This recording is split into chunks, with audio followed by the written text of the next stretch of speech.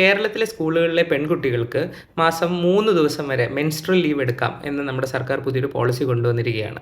അപ്പോൾ ഇതിന് കുറേ പോസിറ്റീവ്സും നെഗറ്റീവ്സും വളരെയധികം ഡിസ്കഷൻസ് നടക്കുന്നുണ്ട്.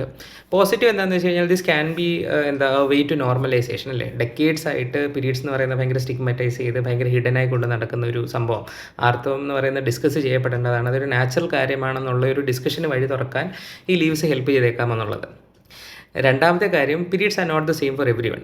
ചില ആൾക്കാർക്ക് പീരീഡ്സ് ഭയങ്കര സിമ്പിളാണ് ഡീൽ ചെയ്യാൻ. That just a part of their lives. എന്നാൽ വളരെ ഒരു ചെറിയ എന്നാൽ significant population it's very difficult for them. പീരീഡ്സിൻ്റെ പെയിൻ ആകട്ടെ, ക്രാംസ് ആവട്ടെ, മൂഡ് സ്വിങ്സ് ആവട്ടെ, it is very difficult for them to deal with. അങ്ങനെയുള്ള കുട്ടികൾക്ക് ഇത് വളരെ ഹെൽപ്ഫുൾ ആയിരിക്കും എന്നുള്ളതാണ് രണ്ടാമത്തെ ഒരു പോസിറ്റീവ്.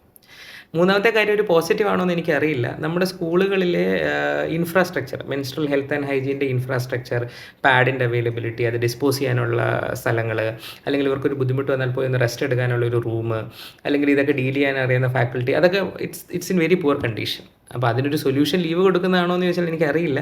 പക്ഷേ for those children this can B helpful. എൻ്റെ ഇപ്പോഴത്തെ സൈഡിലെ ആൾക്കാർ പറയുന്നത് മെൻസ്ട്രേഷൻ എന്ന് പറയുന്നത് ഒരു നോർമൽ ബയോളജിക്കൽ പ്രോസസ്സാണ്, നമ്മളതിന് ഇങ്ങനെ എടുത്ത് ഇതാക്കണമെന്നുള്ളത്. But I think that is a very subjective opinion അല്ലേ.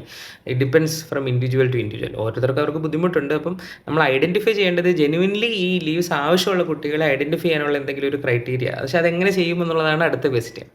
പിന്നത്തെ കാര്യം എന്ന് പറയുന്നത് ഇത് പ്രൈവസിക്കൊരു ഹിൻഡ്രൻസ് ആവുമോ എന്നുള്ളത്.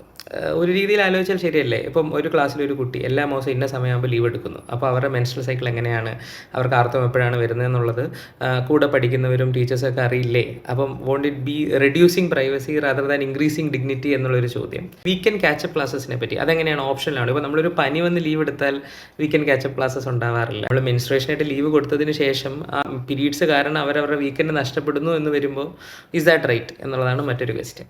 അപ്പോൾ I don't think this is such a revolutionary step. അതേപോലെ ഇതൊരു മോശം കാര്യമാണെന്നും ഐ ഡോണ്ട് തിങ്ക്. പക്ഷേ it might be a step in the right direction. ഇത് ഇംപ്ലിമെൻ്റ് ആയി വരുമ്പോൾ ഇതെങ്ങനെ ഇരിക്കും, ആൾക്കാർ ഇതെങ്ങനെ എടുക്കുന്നു, ഇതെങ്ങനെ മിസ്യൂസ് ചെയ്യുന്നുണ്ടോ എന്നൊക്കെ നോക്കിയതിന് ശേഷം ഈ പോളിസിയിൽ ചേഞ്ചസ് വരുത്തി maybe it will open roads to a better future.